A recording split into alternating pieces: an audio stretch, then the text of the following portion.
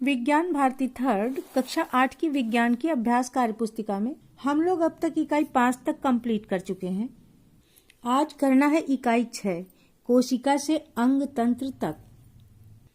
पहला प्रश्न है, निम्नलिखित जीवों को छांटकर एक कोशिकीय तथा बहुकोशिक जीव की सूची में लिखिए। अमीबा, बकरी, पैरामीशियम, जीवाणु, मनुष्य, बरगद, नीम और बंदर। इधर हमें एक कोशिक जीव लिखना है और इधर बहुकोशिक जीव। तो इनमें से अमीबा, पैरामीशियम और जीवाणु एक कोशिक हैं। इसके अलावा बकरी, मनुष्य, बरगद, नीम और बंदर ये बहुकोशिक हैं।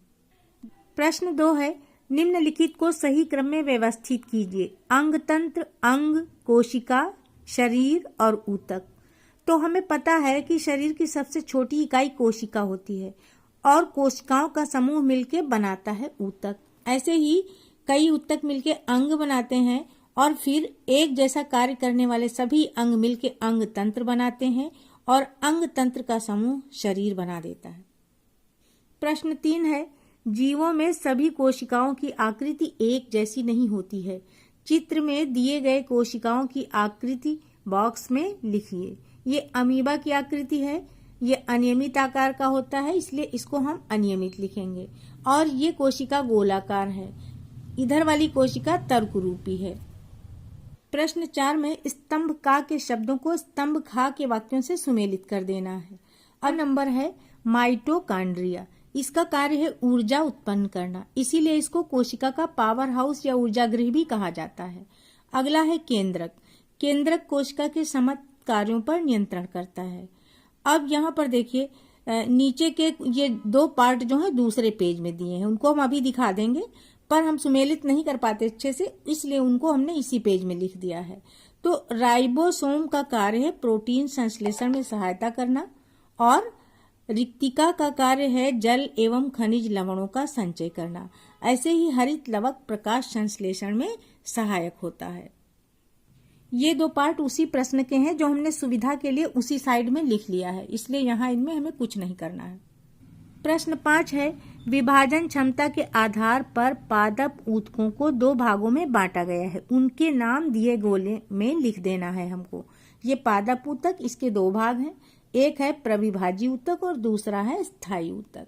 फिर है प्रश्न 6, पौधे के रेखांकित भाग में पाए जाने वाले ऊतकों के नाम बॉक्स में लिख देना है।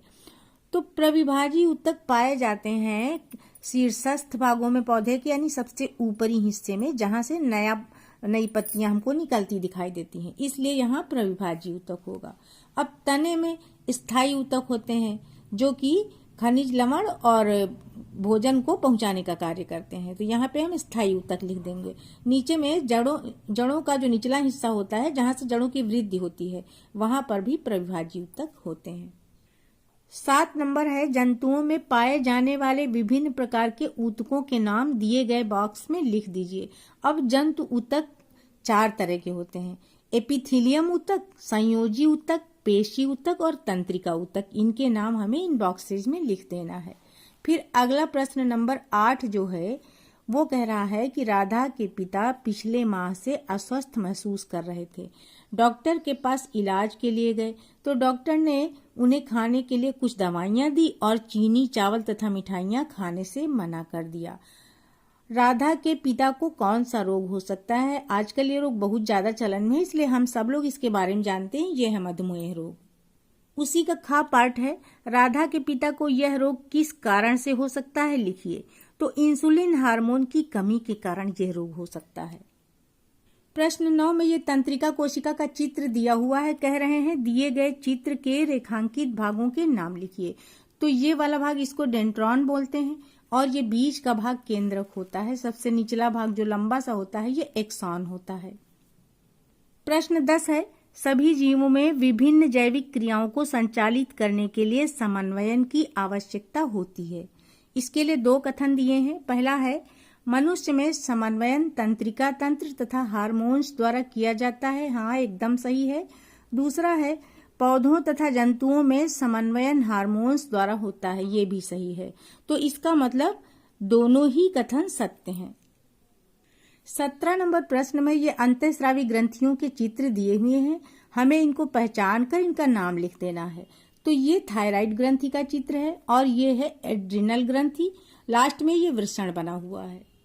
प्रश्न 18 है, निम्नलिखित हार्मोन किन अंतःस्रावी ग्रंथियों से निकलते हैं, उनके नाम हमें लिखना है। वृद्धि हार्मोन ये पीयूष ग्रंथि से स्रावित होता है। ऐसे ही इंसुलिन हार्मोन ये अग्न्याशय ग्रंथि से निकलता है और एड्रिनलिन हार्मोन अधिवृक्क ग्रंथि से। थायरॉक्सिन हार्मोन थायराइड ग्रंथि से स्रावित होता है और पैराथर्मोन हार्मोन पैराथायराइड ग्रंथि से निकलता है। 19वां प्रश्न है, राहुल ने गमले में एक गेंदे का पौधा लगाया। कुछ लंबाई बढ़ने के बाद उसने तने का ऊपरी हिस्सा काट दिया। उसके दोस्त ने कारण पूछा तो राहुल ने बताया कि ऐसा करने से अनेक नई शाखाएं नीचे से निकलेंगी। नई शाखाओं के निकलने का कारण लिखिए। तो पौधों में उपस्थित ऑक्सिन हार्मोन के कारण उसके तने के ऊपरी हिस्से को काट देने से अनेक नई शाखाएं निकल आती हैं।